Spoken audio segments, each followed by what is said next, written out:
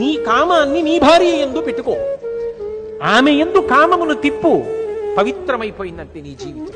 ఏమి దోషం లేదు. నీ భార్యని జీవితాంతము కామించవలసిందే. కామము ధర్మము చేత ముడిపడిపోవాలి. ధర్మము చేత కామము ముడిపడిపోయిందనుకోండి, దాని వలన దోషం లేదు కదా, అది పవిత్ర జీవనం అయిపోతుంది. అందుకే సుందరకాండ. సీతమ్మ రావణాసురుడితో మాట్లాడుతూ ఒక మాట అంటుంది, రావణ, ఎంత చెప్పినా నీకెందుకు అర్థం కాదు? పరకాంతల యందు మనసు పెట్టుకుంటున్నావు. ఒరే పాత్ర భేదం రా, ఎంత పవిత్రమైన మాట, ఎంత సౌందర్యవంతమైన మాట.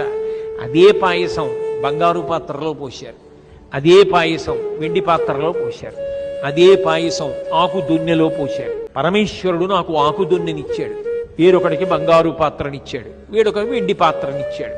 ఒకడి పాత్ర తెల్లగా మెరుస్తుంది, ఒకడి పాత్ర పచ్చగా మెరిసింది. నా పాత్ర ఆకుపచ్చగా ఆకు దున్నే. దున్న కాదు ప్రధానం, పాత్ర కాదు ప్రధానం, పాయసం రుచి మాత్రం ఒక్కటే.